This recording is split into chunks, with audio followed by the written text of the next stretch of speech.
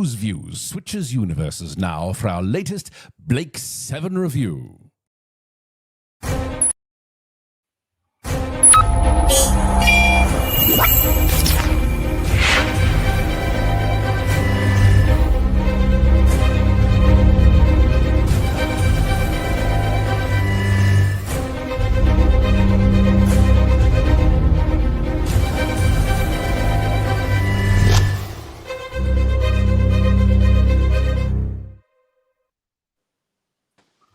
Hello everybody, it's only us here at Whose Views. How are you all? Yes, welcome to the third in our series of Blake 7 reviews here on Whose Views. Wow. Series 1, Episode 3, that's where we're up to, everybody. As you can see, I'm here with Richard, with Lex, with Andy, with Paul and Bedweer. Hello, you lot. Hi. Hello. Hello. Hello.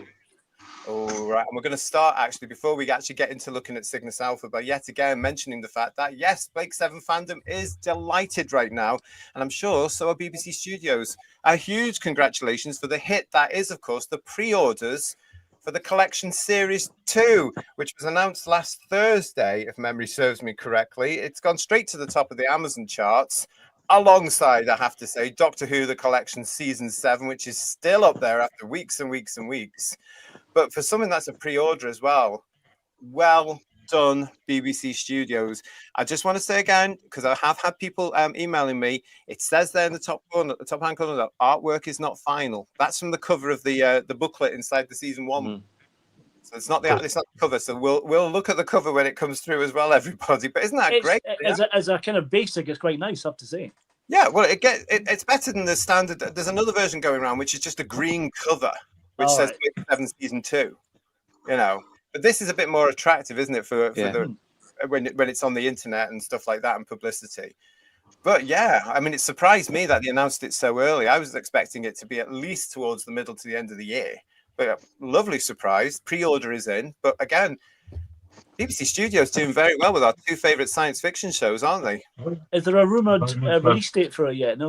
No release dates at all. We've all checked here, but we all know why that is, don't we? Yeah, because it's not finished yet. That's fine. Well, yeah, and also because they've learned that other people can let them down when it comes to releasing the blooming things. You know, if they say a release date, somebody can say, ooh, you know.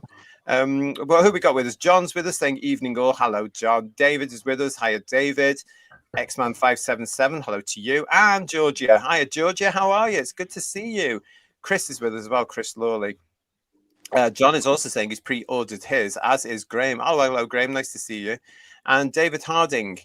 I really should buy the Series 1 Blu-ray set. I haven't seen Blake 7 in 40 years, give or take, but I do remember liking it. You haven't bought it yet? Shock. Yes, you must. And hopefully this review of Cygnus Alpha won't put you off, quite frankly, because I have to say, guys, that, that's a good start. Yeah. Well, we are looking at this. This is Cygnus Alpha. As I say, it's Episode 3, Series 1, first broadcast on the BBC 1 on the 16th of January, 1978.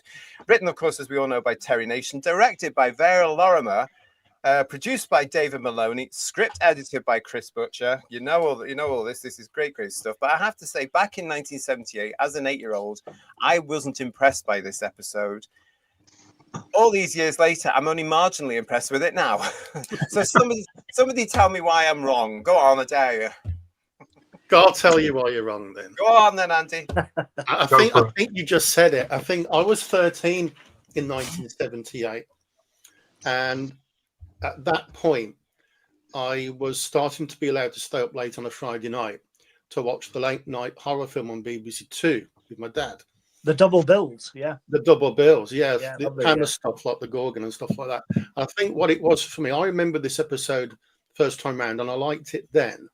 And I've seen it 2 or 3 times since and I still like it. I think for me, it's because it's filmed in the dark. It's got a castle in it. It's got an evil high priest who's going to commit a sacrifice. So for me, watching it, I mean, oh yeah, this is a bit like the horror films I've started watching. So I was engaged with it from that point of view. And I like the characters in it. I like the interplay with Pamela Salam's character. And I know Avon's still on the Liberator with Jenna, but they get their double act on the Liberator, and you start to understand the characters a little bit more. So I'm good with Cygnus Alpha. I like it. Fair enough. It's fair. I don't know. For me, it was just. Well, I'm going to say this right now. I now know what the issue was for me as an 8-year-old. Oh, Yeah. Rehearsing for Flash Gordon in 2 years, obviously. Yeah. God love him. God love him. But he was blooming loud, wasn't he? It He's might still have out been there, I have actually. to say. If you I've meet met him in real life. You've met him, Lex. Yeah. I was on a set with a friend who was doing a film, and he played a tramp. Loudly. Yeah. And his quote was, first it was Zed Cars, then it was Flash Gordon, then it was Boss Ness, and now I'm a tramp. He's got a great sense of humour. But what were you going to say? So I'm going to stick up for him. I think he's a bit more toned down in this one. He is a bit, yeah. I mean, when you compare his Yakanos in Trial of a Time Lord, and obviously Flash Gordon, he's a bit. Don't forget Space 1999. He was. Oh yeah, twice. And Blackadder as well. Of course. Yeah, twice. Blackadder. His father, didn't he? Yeah. So I think that. Yeah. So I think he's a bit more toned down than he could have been, or if this had been a later role of his, then he definitely would have been. This could have been, guys, possibly. I can't really remember because it's so long ago, but this might have been my first encounter with Mr. Brian Blessed, and it was a bit of a culture shock, really. I don't know. It depends when Space 1999 Series 2 came along, so I can't remember.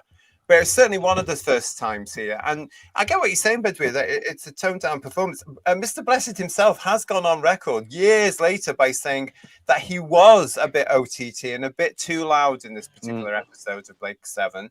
When you see him in things like Z-Cars or I, Claudius, he's much more restrained, isn't he? And then he gets the sci-fi things away. You know? Yeah.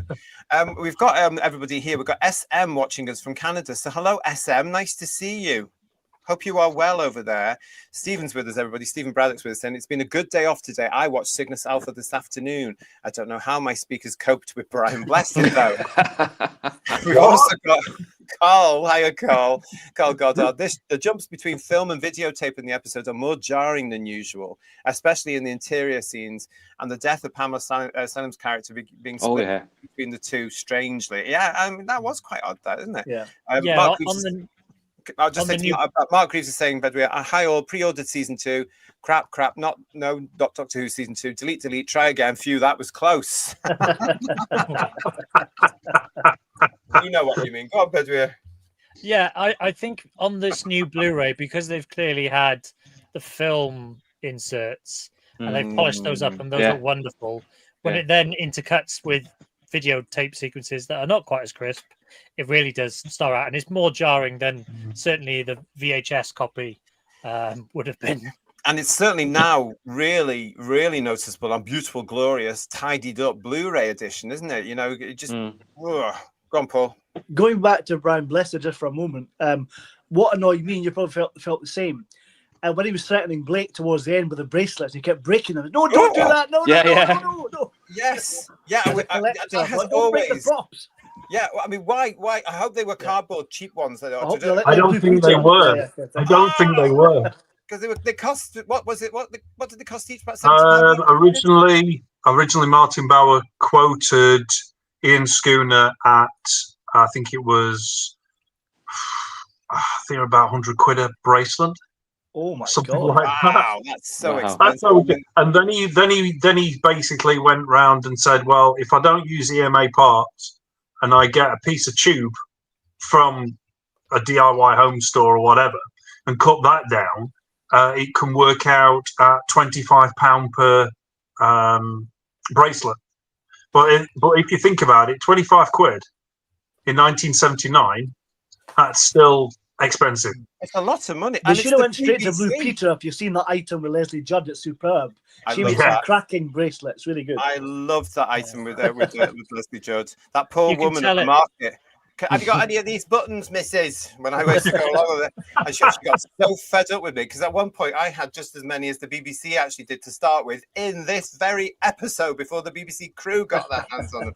Mark Greaves is saying, can anyone else apart from Brian Blessed say they've been in space? 1999, Doctor Who, Blake 7, and Blackadder. True. Pamela? Was Pamela in was she in Blackadder in space? I don't think she was. She's probably in space 1999, but not Blackadder. Yeah. Stephen's also saying to us, it's a strangely structured episode. We get to see the religious order, then the London crew, then Blake and co discovering the Liberator, then the London prisoners, and then the Blessed arrives. He's not in it very much, though, is Brian? He's a couple of scenes, isn't he? Really? I think we have to be grateful for that, Ridley. Yes, probably. Sorry, I mean he's brilliant. That's not fair. But you know what though? But he's always playing the same character to me. Apart from the Z cars and stuff, it's just all the. It's all that. Gordon's alive. Yeah. He does. He largely does. You're right. But in this particular script, because the Federation aren't in this episode, or hardly in it, he's got to carry the threat. He's got to be the threat for Blake and potentially the crew of the Liberator. So he's got to put it out there to be convincing. So that's how I let him get away with it, really. I think he's a megalomaniac. And as a religious nut, that's not surprising. But the weird thing about it is, because he says he's like a descendant of the generations, and you see him there reading the book like the Bible, and it's like he believes this stuff, even though he knows the tablets are complete rubbish. Yeah, he believes it in such a way that he is the chosen one, or he is this great being that must go to the stars, and with this great chariot I can spread the word. And it's like, bloody hell, calm down. It's the way that the character knows that, but also knows that's the only way he's going to keep control of everybody around him, as being this sort of Messiah type character. It's a very interesting character in that sense, because it is a megalomaniac. It's obviously Terry Nation getting at the sort of religious side of megalomania as well, but it is about control.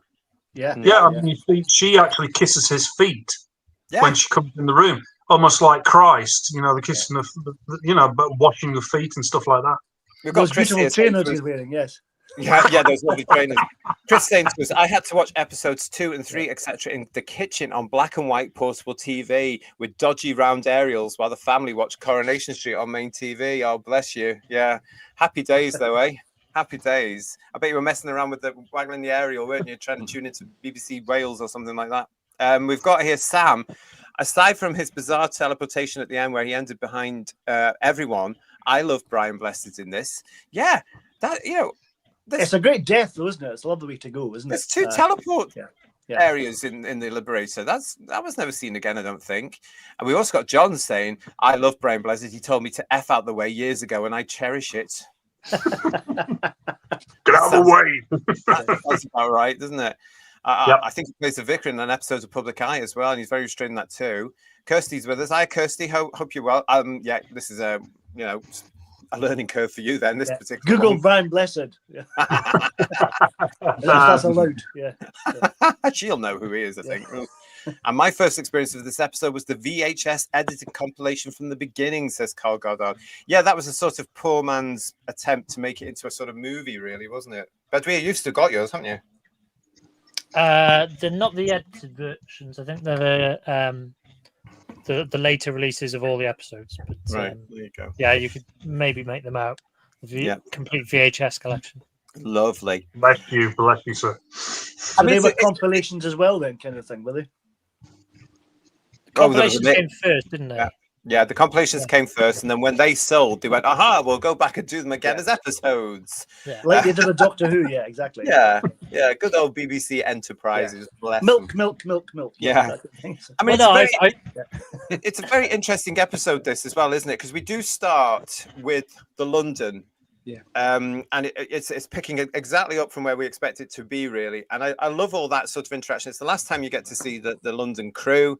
They get off the planet as soon as they possibly can. I wonder why. And the plot just goes from there. But there's this lovely scene as well where we're reintroduced to where Blake, Avon, and Jenna are now within the Liberator. I love that scene. I think it's a lovely, natural scene for these three performers here. Yeah. And I just love the way it's played out. It's really, there's just something nice about it. And it also shows that Jenna actually can stand up to Avon, because end of the day, Avon just wants to go. Oh, look at all this money. But hey, we don't need Blake anymore. You can fly the ship. Let's go. That's why we're waiting. Let's go. And it shows how strong a character she actually is to stand up to Avon and go, no, you're waiting. We're waiting. I love the way they both stand up to him. Yeah. When they both stand up to him. Sorry. Yeah. This is the moment where Jenna, her character is now loyal to Blake. This is the turning point for her. Yeah. Go on, Paul. I was going to say, I love the bit where they're discovering things on the ship and they discover the weapons. Yeah. And they realise they can only have one at a time, basically. Yeah. But I love that point where Avon gets the gun and points it at them, at Blake, and they just ignore him. It's brilliant, absolutely brilliant. But it's also the fact there as well. Yeah. I love that bit there, because Avon could have so easily have gone bang.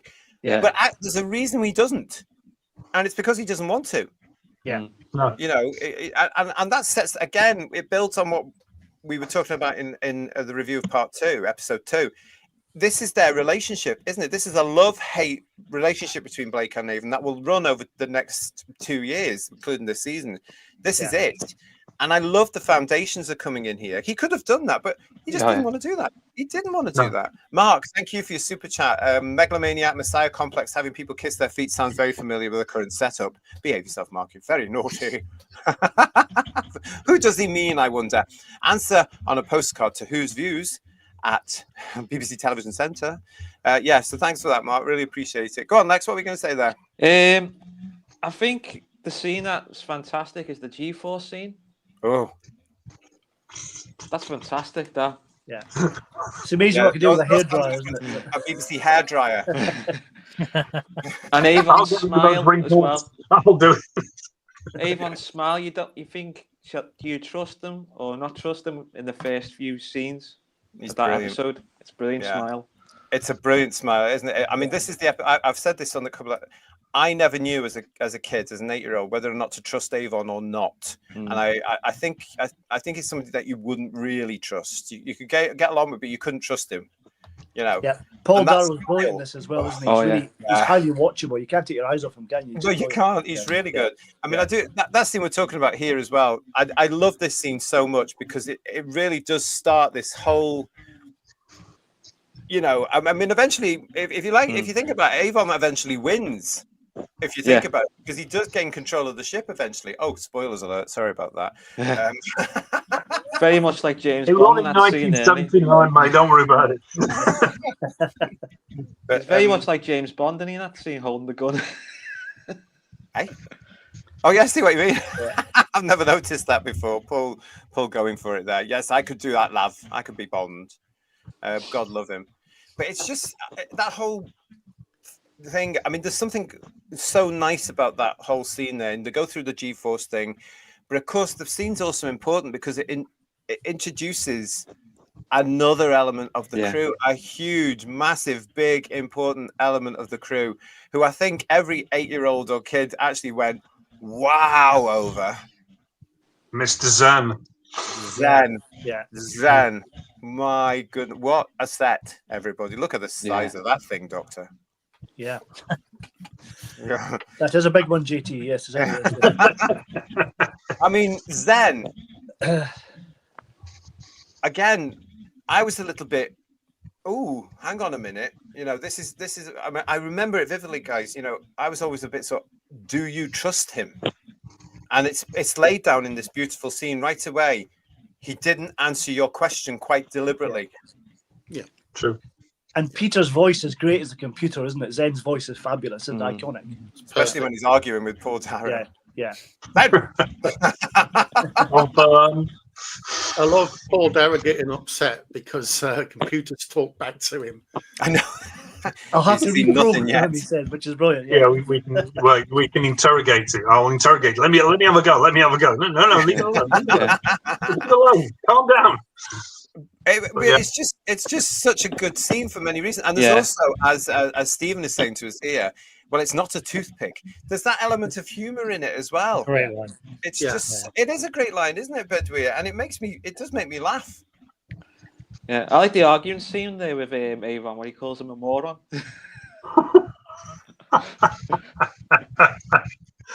Oh, dear. Yeah. It's just brilliantly written, this again, by Terry Nation, and the fact that you've got this other member of a very important and integrated member of the crew coming in here. I don't know. I watched this now at the age of Matt now, and I just think, oh, hang on, the Zen has taken to them. He's been watching them around. He's been letting them go around the Liberator for a few hours now. He's even allowed them to find the wardrobe room. All that sort of stuff. And I think I find that quite spooky that this it's like AI. It's been watching them, it's been ordering things from Amazon for them when they're not looking. Like Hal from 2001. Yeah.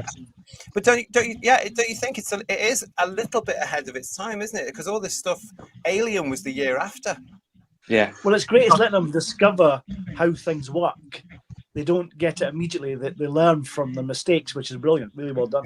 Yeah. I think it's also the first time you actually have. I know it's been done quite a lot of times now, but I think it's the first time that you've actually got. It's like the ship is a living entity. It's a living thing.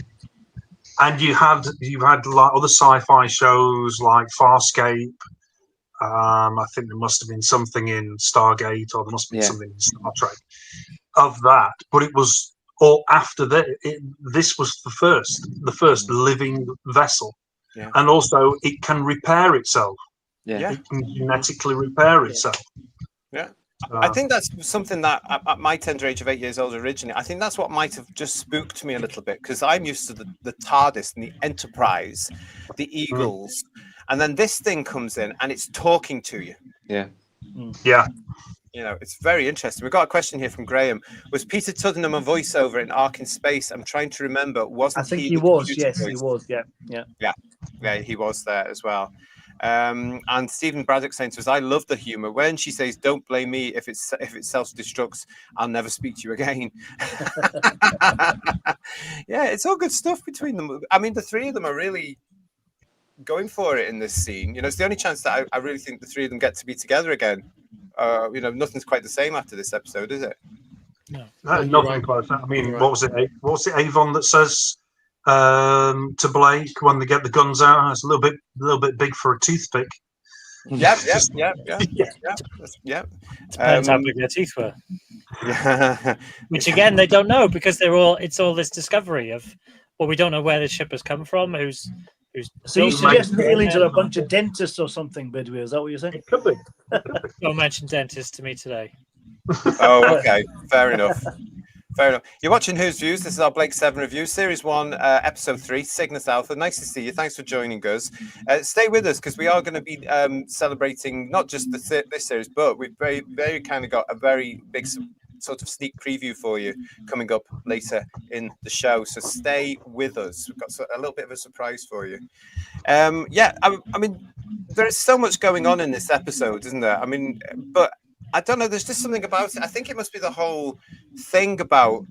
If someone's got a television on in the background, can you switch it down, please? Because it's distracting me.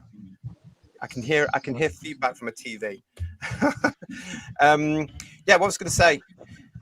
Yeah, we've got this whole thing about the prisoners are immediately taken into. Is it a cult? Can we say a word cult here? I would say it's a cult. Yeah. It's a religious cult. I found that quite. Even today, I find that quite disturbing. Yeah.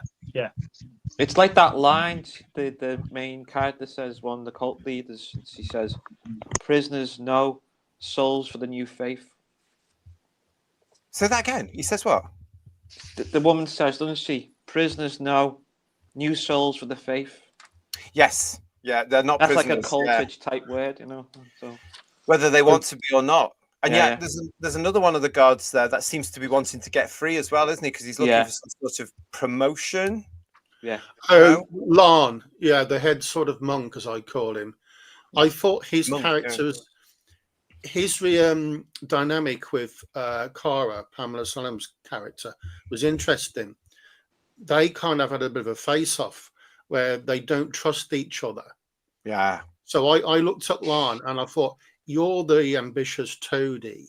She knows it, and she's suspicious of you, and you're suspicious of her. So I thought that was interesting. It is. It really is. I mean, it gives them a sort of backstory here for the actors to play on, doesn't it? Really, because there is a history there.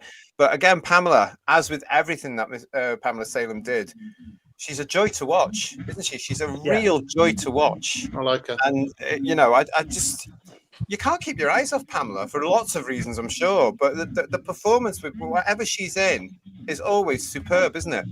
I feel like she's a bit wasted doing this because she doesn't have a lot to do, which is such a shame. Yeah. Doesn't have a lot of screen time. No. Probably because you've got the Liberator scenes and the scenes on Cygnus Alpha, so both sets only have about 50% of the action. Yeah, it could be that, couldn't it? Really, and the fact that when Blessed does arrive, his character, of course, has to take centre stage, doesn't it? Yeah, because he's the catalyst for all these people. Yeah, and he has to get his comeuppance at some point as well. Yeah. You could feel there's a power struggle there as well in their faith, where they were thinking they were going to be next in line to take in charge as well. Mm-hmm. Yeah, that's what I thought, Lex. Yeah, there's definitely that sort of whole sort of power struggle going on there. But she is so devoted to him, whereas he isn't, if you know what I mean. He just wants to sort of break free from this sort of routine he's possibly got himself in there. I don't know. When I watched it again yesterday, I was watching Pamela Solemn's performance, and I was asking myself the question, is she really a faithful? Or is she put herself in a good position where she's protected and she's doing what she has to do to stay on side? Because she doesn't trust Lan at all, and presumably doesn't trust his followers. And she has a thing for Gan towards the end of the episode. Yeah. That's the thing for Gan. I mean, is she hoping Gan will be a ticket out of there? Yeah. I wonder if she wasn't killed when she went on the Liberator, potentially. She could have been another traveller, couldn't she? Yeah, if she's offered a bracelet, would she take it? Yeah. But never happens, unfortunately. She takes it. No, it doesn't, does it? And would Gan... Because that whole thing with her and Gan, I think it's very one-sided, because he seems totally indifferent to this. You know, certainly when she dies... Well, when she kisses him, all the men look a bit, this is an interesting place to be. I think it was some kind of brainwashing. He was brainwashed. And then he came out of it then, didn't he? Yeah, maybe, because Blake was around. Maybe. I quite enjoyed when she says she's the servant of your God and then calls him Neil. Oh, I see. Well done. Oh, yeah. The moment to sink in. Just Jordan, hello, how are you? It's an interesting story because it's another group of people manipulating those more easily led. It's a big theme in science fiction, isn't it? You can get that going on all the time, where you've got one big dominant force, whether it be an individual or a group. I wonder where they got that idea looking at Earth's history. I'm not too sure.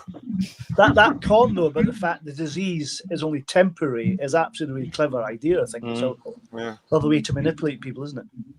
We've actually got Stephen asking, why does she kiss him? Was she brainwashing him somehow? No, well, Andy's just giving you a possible theory in that.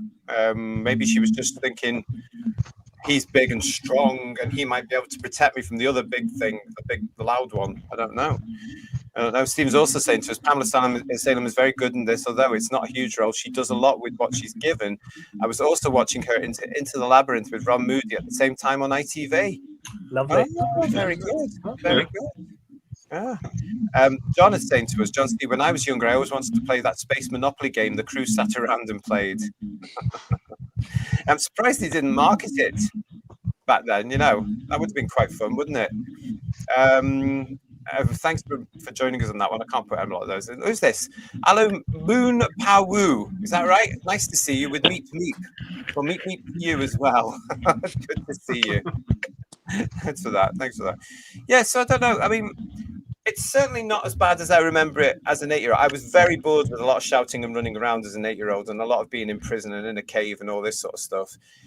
I've watched it since when the DVD version came out. Well, the video, the DVD, and now I've watched it about 4 or 5 times because I actually watched it with the new effects as well a couple of times, which are brilliant. Have you guys watched it with the new effects? The new effects are great. I watched it with the new effects. Yeah.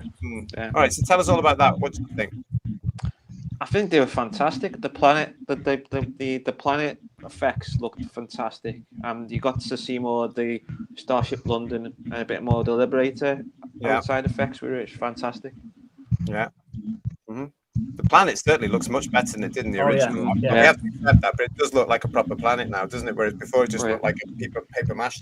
And they've redone the planets on Zen as well, haven't they, for the scanner sequences too, haven't they? Yeah. Yes. Yeah. They're lovely. Which are nice. Yeah. Like you say, all the stuff in the scanner sequences and everything from Zen, that's all redone by Chris. So absolutely fabulous.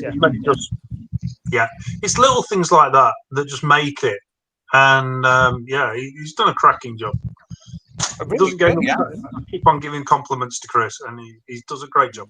Well, give him his full name. They're fabulous. They're fabulous. Yeah. Chris Thompson, the man. There you go. Very talented individual. There you go. Sam is saying to us, it might have been brainwashing. A kiss from Pamela Salem would have worked for me. Steady. I think it worked for most of them, actually. Yeah, probably, James Ross Thompson Mackay, listen to this. I have to say a big thank you to yourselves at Who's Views for letting me know about Blake 7 Series 1 coming out on Blu-ray, as I found your channel only the week before. Well, that's great to know, James. Thompson Mackay, it's good to see you. Welcome. I hope you're enjoying your Season 1 Blu-ray. And don't forget, Season 2 is now available to pre-order for you as well. No release date yet. You can actually get that done now. Sorry about this, Graham. Yeah, I'm not sure what it is, but there is muffled feedback, and I know it's coming through. So we're going to try and get that sorted for the next show as well, because I'm not sure what it is. I always wondered why the prison ship is called the London, as London seems to be long gone by the time of the Federation. I don't know. I have no idea regarding that. I mean, and there was another, like I said, there's another freighter that was designed that appears actually in episode 1, and you see it's red. It's similar to the London, but it's got like a beak kind of nose to it, and that takes off in the background. But I don't know why it's called London now. I'll do a bit of research, see what I can find out. It could be just in the context of it, because it's set in some sort of dystopian future that London is a historical point of reference or something, couldn't it? Really, they could also have a York out there or something like that, or Washington, or an Aberdeen or something. Well, probably not actually. Or a Cardiff or something. Stephen Braddock saying to us, I love the bright colours of the red thrusters on the London when it's touching down. And Mark's with us. Hello, Mark. Good to see you. Mark McIntosh saying, I love the new enhanced teleport effect. A nice touch with the orange glow that ties in with the set lighting. I have to say, it's a lovely design they've put together there, isn't it, Mark? It does work really well. The originals always reminded me of the Old Grey Whistle Test title sequence. That reminded me of that. Do you know what I mean? Oh, yeah. Cool. Yeah, that kind of almost with the figure. It's funny you actually talking about the actual teleport, because Chris was told that it was a bit too much. So for now, I can say it, second season, that's been dialed back a little bit. Okay. The only thing I've got about this is the original the original episode as well. Is that when Brian Bless's character really gets to the end of it and they teleport him off the ship, he's too big in space. No, that's Brian Bless for you. Yeah, true. But the Liberator comes past him. But the Liberator comes past him in both versions, and the Liberator, it's just not in scale at all. He should be transcendental. He's transcendental. It's a massive mistake on both parts. I would have had it so that a part of the Liberator just went past, not the whole thing, just a huge part of it. Or when he explodes, his head bounces off the front of the ship. Yeah. It was a big explosion, wasn't it? When he huge explosion. Whoopie doodle doo. It's Scott Andrew Brass. Hello there. London is a dystopian present. Well, I'm not going to say much more about that. It absolutely is. Did anyone notice the cameo in the episode in Blake 7? No, go on. Akada was talking to Villa. He plays Grandad in Outnumbered, the comedy show. Oh yeah, Dave McHale, is it? The guy, he doesn't survive, does he? He dies in it. Yeah. Is that Selman? It's like he was an older fella, yeah. David Ryle. Yeah, David Ryle, that's yeah. it, yeah, He yeah, plays yeah. Grandad in Outnumbered. I've got part of the cast list here. I've never seen Outnumbered, so sorry I couldn't. He's the I think he's the dad in Goodnight Sweetheart as well when they go to the 40s. Dobber Coughlin's dad, I think he runs the. Oh, is he? Pub, I think yeah. Oh, right. He's in lots of things. I think he's in a couple of big finishes as well. John Steed is saying you can still hear Brian's death cry in the Milky Way. You can eat between meals without losing your appetite. Exactly. Yeah. So yeah, I mean, it's, as I say, it's not as bad as I remember it as an 8-year-old, but it's still not one of my favorite episodes of this particular season. But actually, credit where credit's due, it's a lot better than I expected it to be. I mean, there's ups and downs. There's ups and downs with episodes. There's some good episodes, some mediocre episodes. I mean, when we move through the series, I mean, I like Duel. That's a good episode. And obviously, when we get to the season finale with Aurak, I mean, you get some really cracking episodes, and you get some not so good. But I think overall, as a season, it's. Do you think this is where, because the series is written all by Nation, of course. This is very much his baby at this point. This is only episode 3. He's very much going back to, as we've discussed on our Doctor Who reviews, he's going back to tried and tested formats here. This is something he's done before with the Prison Planet. Yeah. Desperate. Yeah. I mean, is this him? I don't know. I don't want to be unkind in any way, but do you think this was a filler episode? Well, I watched the Michael Bryant interview with Matthew Sweet, I think it's on Disc 5, and he was saying a lot of the stuff that the Terry Nation provided was very much like it was we did Doctor Who. There's a tiny amount of script that came in, so how much of that was rewritten and redeveloped by Chris Boucher, I don't know, but it's amazing how much Terry got away with in terms of scant plot and storyline, He's like just trying the waters out, isn't he? To see if he can try and do some successful episodes, and sometimes it can go wrong, can't it? Sometimes the writing. Yeah, but this is only episode 3. Yeah. I think at the end of the day, the episode is just it's part of a trilogy. You've got your first episode of the knowledge, them escaping. And then the last episode, this episode is the reunition, bring all the crew together, and then crew, we're missing one member, but that's next episode, and then let's go off and do our adventures. I mean, this is what I mean by that sort of thing. This is a case of. This is something he knows about. It's a Prison Planet format he's had before. He's remolded it for Blake 7, but it's just the fact that you've got to get from where this starts to the end to get the crew on board the Liberator. He wants Scan up there, he wants Filler up there. You've got to move on to the next one so they can get the next character through.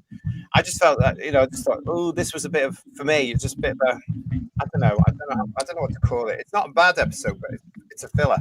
They're like padding, you thought, really. Yeah. That's it, Paul. Yeah. Steve Braddock is saying even the not so good stories are now elevated by the wonderful updated special effects, though. Yeah. And John's asking the question of everybody: do you think Terry Nation's work on Blake 7 is as good as his work on Doctor Who? Well, yes, for me. What about you guys? Yeah. Some of it, yeah. It'd be nice if he come back. We could, What was he frozen? Was he? I don't know. Was he? Next Frozen to Disney. and carbonite. Yeah, exactly. Yeah. Frozen and carbonite. Yeah. So do you all agree? Do you all agree with that? Yeah. Anybody not? I think it's a mixture of the two. I mean, some of his work on Doctor Who isn't that great, but some of his work on Blake 7 is better, depending on what you compare it to. I think. Okay. Very good. Adrian James saying to us, I like that line when Arco says to Villa, "You're so scared, your brain's curdling." And Sam, Terry Nation recycles. When there's a character called Tarrant in the first episode and another called Dana in the second, never. Well, there's no radiation on this planet, so we're okay so far. But yeah. And how many Tarrants did Terry Nation write about in his career? Loads. Even in the comic strips, there were always Tarrants. It was one of his lucky names. Like RTD likes Rose as a name, doesn't he? Yeah. But it must be one of those lucky names that some writers can be very superstitious when it comes to that sort of stuff. You've probably missed a trick, JT. You should have a Terry Nation bingo card on this series. You should do. You should do. I mean, also, this is the start of Blake 7 going to familiar territory for viewers of the time as well, because this is our first quarry.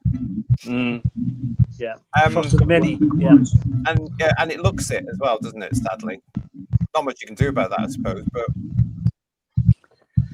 it's all down to the budget of the show. It had no budget, so what you got to do? You just got to make the best of a bad deal.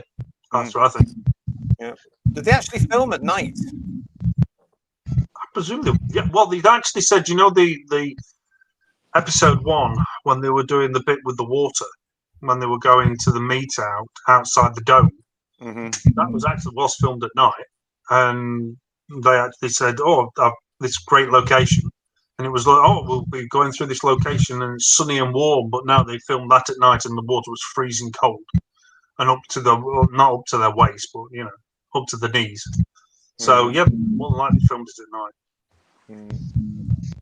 Because that must have been expensive for them, Paul, go ahead. I just said that must have been expensive for them if it's night shoot, Yeah. And Lex?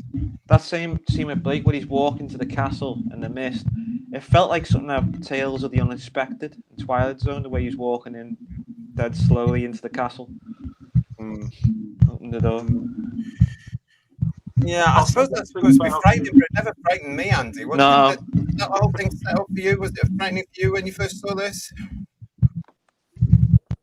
Nah, it weren't scary. But there's one thing I did notice about Mr. Roger Blake. He can't run. When you see him in episode 1, when he's running down that corridor and then he gets slapped by the guard, he does this bumbling run. And then you see the same bumbling run in this episode. And you're just like, really? He runs like a duck. Yeah. Oh, bless him. Okay, so give us some. Come on, guys, give us some other some feedback on this. Tell me what you think. Give me your reviews of this.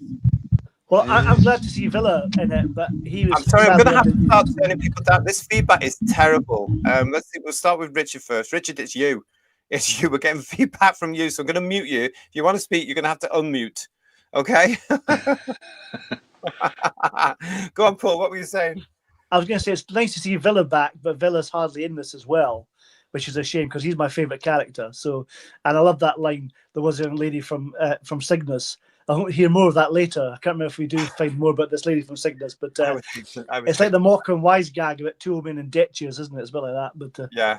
Well, but the thing that I find Villa quite annoying in this actually. Because the coward thing is pushed too much. The bit where he props up from underneath the table, grabs the bracelet, and that disappears again. That's supposed to be funny. I love all that comedy stuff. It's brilliant. It appeals to me. But yeah. I mean, it doesn't come across as comedic to me, and I don't think that's anything to do with Michael's performance.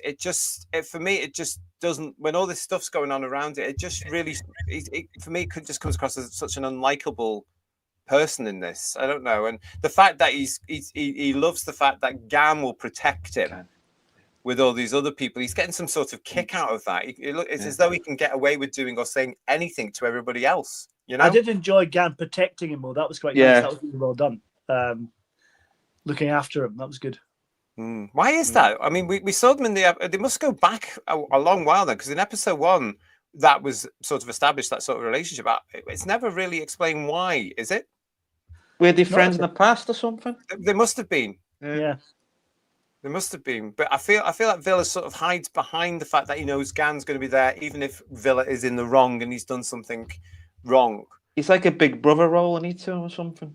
Yeah, he's protecting him, Yeah, but I like his calm way he talks to people, and then he says he says this line: "If you touch him again, I'll break your arms and break off your legs."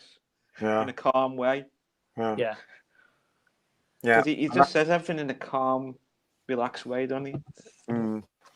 Yeah, and I think that's very much Gan's character, isn't it? Really, 'cause in this one we do get to see a little bit more of him. He's so convinced, isn't he, that they've got some sort of illness. Yeah, he's been really taken in on that one. It shows He shows he's quite gullible, actually. Yeah. Anyone? Yeah, I I think. think. Sorry, you go first, Paul. I was going to say, I think, to be honest, though, they're in a situation where they don't know what's going on, so they're prepared to believe anything, really, because they don't know. They're new to this planet. They don't know what's going on there, so it's fairly believable how they managed to con them. I think. I don't think they're being gullible. I think it's quite credible. I think. Well, okay. Gan's got like a leadership role in this episode. I think the way he says, "Come on, let's go," and then I think the Horrocks scene that you see where you see this person like on a cross and he lift up the thing, and that's like a jump scare, wasn't it? When he saw all this face all burned. Yeah, it was Gan. They went over to it, didn't he? He was the one who was brave enough to go up to it. So yeah. It's all just Jordan saying to us actually here, but it's not the stereotype of all brawn and less brains. Maybe it could be that. I don't know. There's something weird about it all for me. Just Jordan. I'm not quite sure. It's very strange character development we've got here. But Stephen's also saying Blake comes close to getting torn apart by the religious order with knives. Yeah. Yet when he's rescued by teleport by Avon, all he says is nothing much to report. Now that's playing it cool. That's a good point there, Stephen, because I want to talk about why. Why does he do that?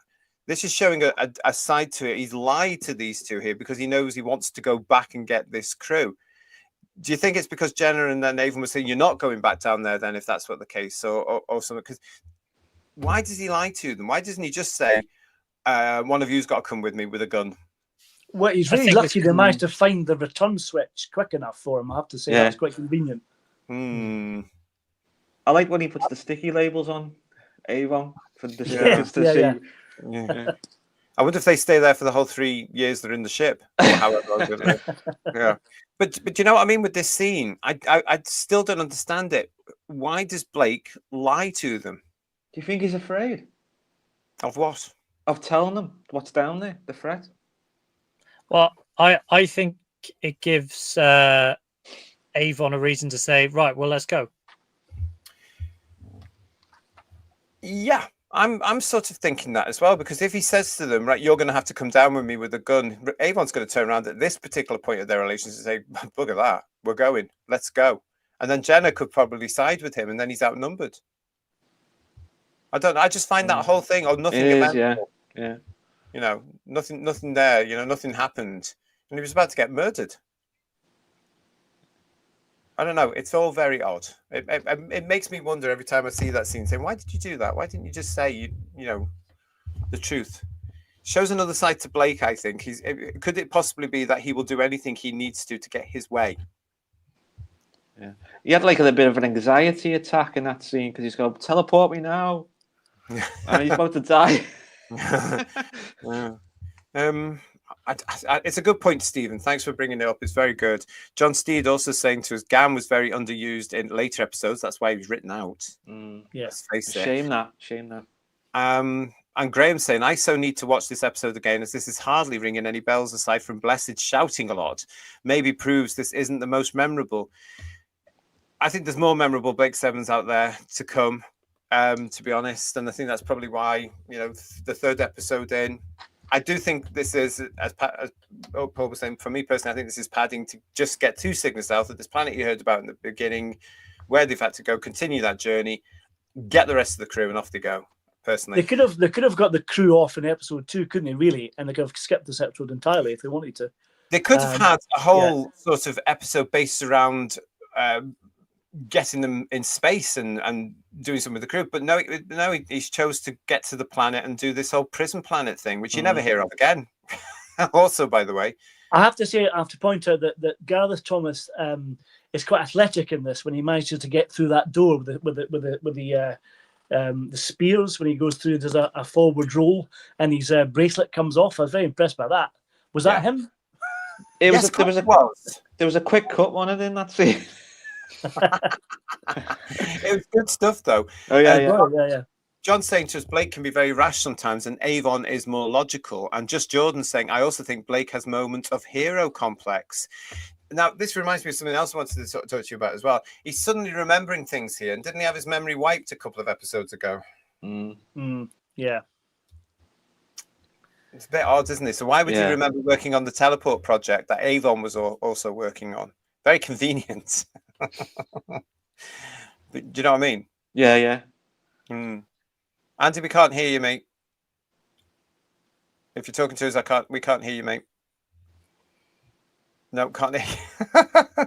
Keep talking, everybody. This is live, by the way, everybody, as you can tell. Sorry for all these technical issues we're having tonight, everybody. And thank you for emailing me about it as well. If you do want to email me, it's whosviews1@gmail.com.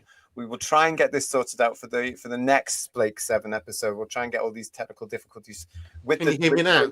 Crew. Yes, Andy, what were you to say? I was talking for the last 5 minutes and no one was acting, and now I know why. I got on the new mic. I pressed the mute button by mistake. There you go. What are you saying? What was I saying? What we were talking about just then. What was the question? I've no idea. About Blake's attitude. Oh yeah, about his memory. So his memory was wiped. But I got the impression that was wiping his memory for all the negative stuff he was doing against the Federation, not necessarily his official work life. Right. So I took that the memory wiping would be a selective process. Is my understanding of it. And they could feed images into it. So there's no actual guarantee that he worked on that project anyway. Possibly, there could be an extension of false memories. Yeah, it's very odd though, because why would I'm going to come back to this in a few episodes time, because why would he remember Travis? So there's sort of loopholes coming along here, I think. True. You're right. Yeah, you're absolutely right on that one. Yeah. Could there be downloaded memories? They've downloaded memories into him, false memories. Like I said, I've been on this project, I've done this, I've done that. It doesn't. Yeah, he does remember Travis in a few episodes' time, though. Why would he do that? Yeah, I mean, the teleportation thing, that could be a false memory, couldn't it?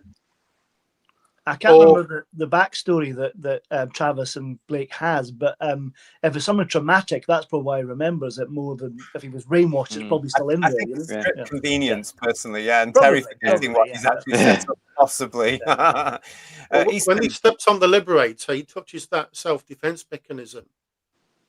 So maybe that experience has unblocked his memory.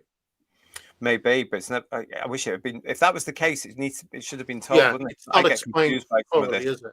Yeah, Eastland's with us. Hello, Eastland. Blake could get you killed. Avon might kill you, but could and would keep you alive if Avon thought your being alive was useful. Absolutely fair point. I think that's Avon in a nutshell. I was going to say about Blake. Maybe they'll explain later, but that's a different show, isn't it? Yes, absolutely. Mark also saying, I think Blake's mind processing starts to wear off over time. Really? So it starts to come back to him, do you think? Again, there should be some sort of scene, though, shouldn't there, to explain that, so that Terry can start bringing in all these things come back. Because it's one of these things that the episode. I remember noticing it when I was 8 as well, going, how does he know that? How does he remember that? All these years I've harbored that. And Stephen's saying to us, I think one of the most jarring things about this episode is the complete lack of the Federation as enemies, and you don't even get to see the pursuit ships at the end. What do you guys think of that? I think you can't have the Federation every episode. Okay. Anyone else? Was there not a hint of the spaceships at the very end that were following them? A tiny end, was there not? Yeah, and the new effects, yeah. See a little bit of Yeah, on the original one, they're just blobs, aren't they? Yeah. Right.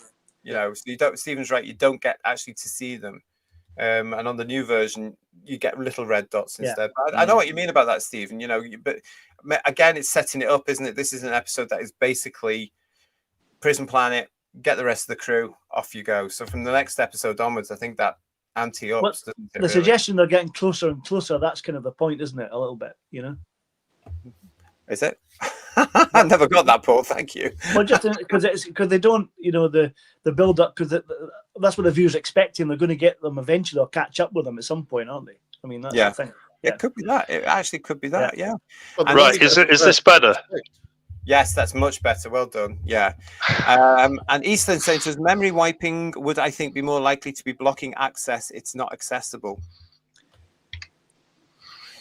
It's a question I'm putting out there to you all, actually, everybody, because it does seem to be that he's suddenly starting to recall an awful lot, and it's always confused me. It's always confused me on that particular one. We are going to be coming up very shortly, actually, to scores on the teleport, everybody. So, start thinking about your scores out of 10 on that. Okay, so what are your favourite moments of this episode, everybody? Brian, the man, the voice, the legend.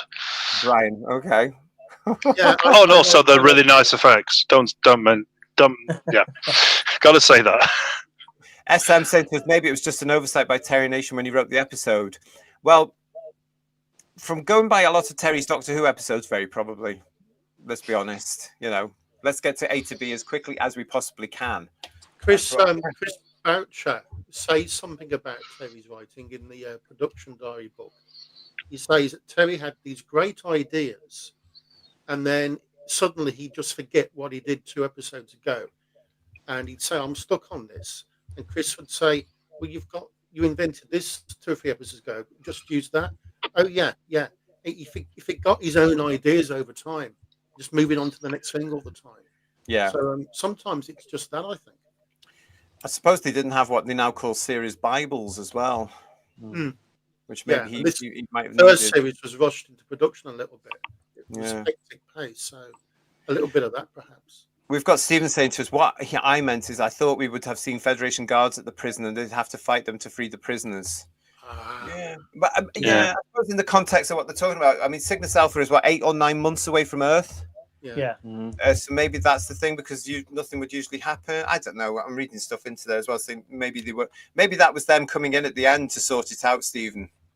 And they don't have any facilities to escape, do they? Because it's like a primitive society. There's no spaceships. They obviously don't care. Yeah, there's no wardens to look after them. There's no guards, nothing. They really don't care, do they? Because this guy has gone and gone, look at me, I rule this planet, whether you like it or not. Yeah. It's like with the Starship London. They were panicking to get off the planet. They're quick. They want to stay. Yeah.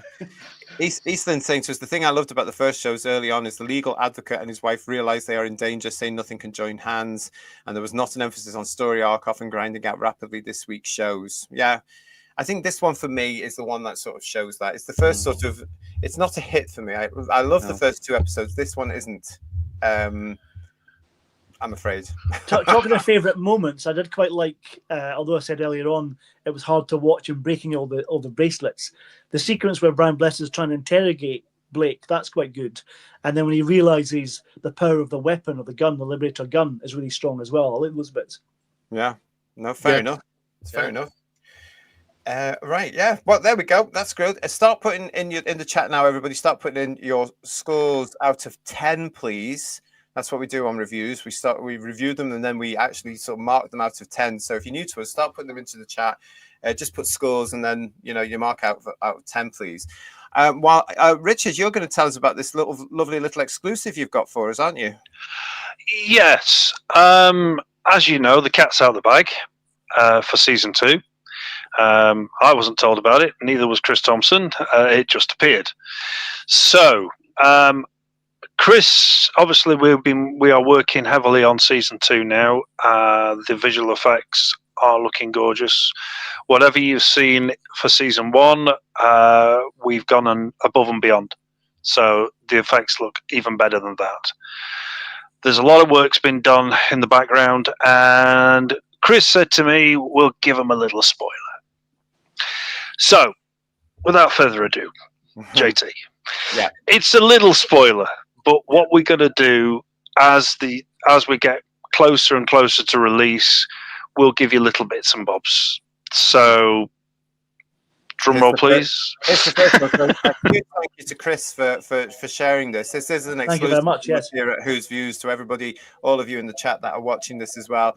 No one else has got bits like this.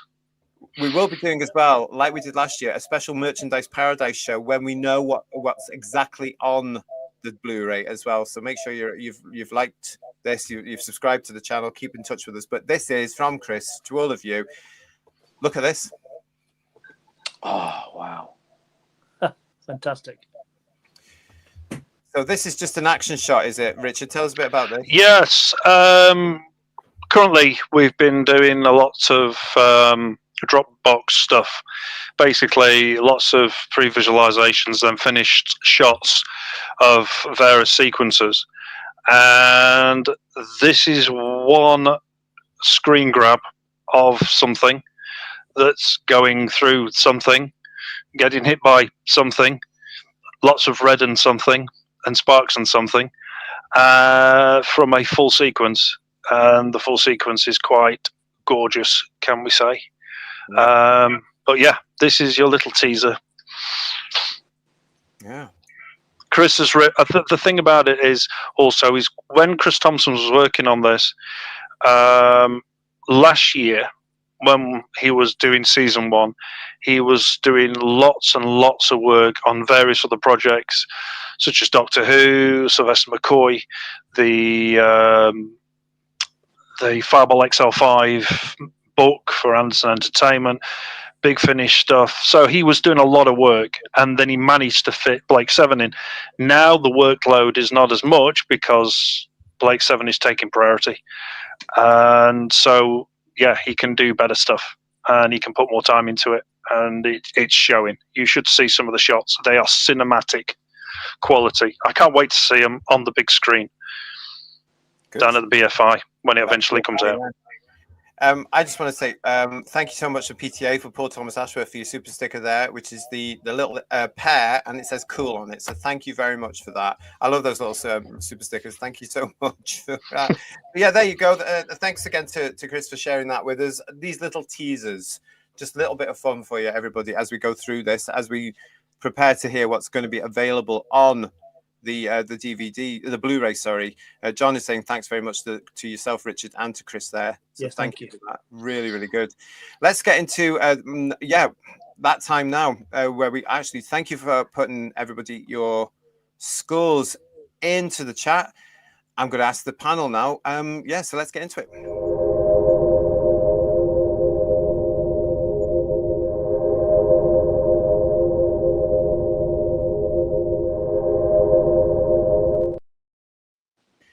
Lots of scores coming in here. Thank you so much, everybody. Keep popping them through. We'll come to you in a second. I am going to start with Richard. What are you going to give Cygnus Alpha out of 10?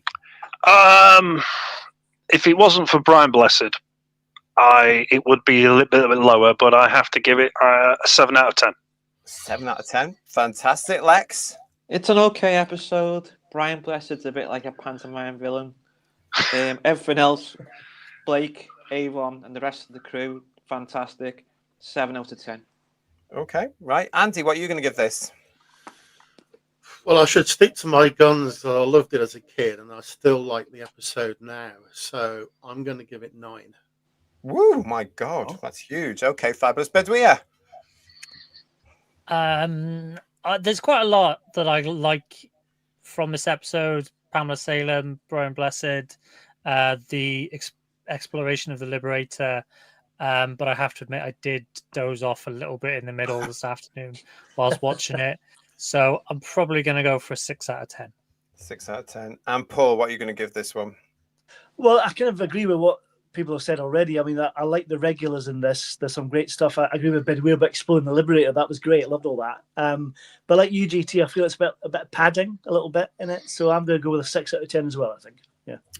Fantastic. Thanks, everybody. For myself as well, for the reasons I've said there, it's never been one of my favorites. I'm going to agree with everything else said here, and I'm going to give this a 6 as well. So there we go. Let's have a look and see what they're saying. Paul Thomas Ashworth, PTA is giving it a 9. That's brilliant. Well done. John Steed is giving it a Blake 7 out of 10. We should have done that. Oh, dear. Mark McIntosh is giving the episode 7 out of 10 as well. John is also giving it a 7 out of 10. SM joining us to say 8 out of 10. And Georgia is giving it a 9 out of 10 as well. Easton saying nowadays we care about story arcs. It was not considered a good selling point earlier. That's true. Yeah. Graham saying to us, going to struggle to score this one as I can't remember hardly anything about it. I really should have watched prior to tonight, but I lost out to Budgie last night before bed. I hate to think, but yeah, solid 7 out of 10 from Stephen. Budgie with Adam Faith, I think he means, isn't it? Yeah. I hope so. Stephen Braddock's giving it a 7 out of 10. It's still light years ahead of today's UK sci-fi drama. It is, isn't it? And just Jordan is saying, look at this, 6 out of 10. Stephen also saying, yes, you've definitely whetted my appetite. Thank you, Richard and Chris, for that picture. Oh, and Mark is also saying, listen, we forgot to mention the Treeport Extra Strong mints. Yes. Yeah. Someone explain that. Oh, I saw it in the scene where it's Brian Blessed giving it to one of the main characters a plate, and giving them the food or medicine, but it looked like extra strong mints. It did. It did look like that. They probably were. Yeah. There's 10 feet of the budget. Go and buy a packet. That'll be They're all minty afterwards. Minty breaths afterwards. Yes. Somebody had just popped out, so there we go to go and get those mints. The disease was halitosis. That's what it was. Yeah. Yeah. Thank you so much, everybody, for joining us for this, our third review of the Blake 7 episodes. I hope you've enjoyed that. Sorry about the technical issues. We're going to have to work on it on this show, on this series, and we'll get them sorted out for you. Really sorry. It's my fault. Kill me now. String me up. You can't say that on YouTube. I know, but algorithms going on. I know. But listen, we'll try and sort that out for the next one. The new guys on the channel here are still not 100%. We will look at that and we'll try and get that sorted for you. But thank you so much for joining us. From this particular episode, it's Time Squad. It's episode 4 in series 1. So go and have a look at that. We'll let you know when we're going to be doing that as well. So thank you for joining us. Give us a like. Don't forget to subscribe to the channel. If you've already subscribed to the channel, please make sure you're still subscribed. Our next scheduled show here on Who's Views is Wednesday, where we'll be looking on one of our season overviews as Series 1 2005, as we start to actually now celebrate 20 years of Reboot Who on Wednesday. So come and join us for that one. For now, guys, thank you very much for joining us. Everybody in the chat, thanks for joining us. We'll see you again very soon here on Who's Views. Thanks, everybody. Bye. Bye, everyone. Bye-bye. Bye. Bye, everyone.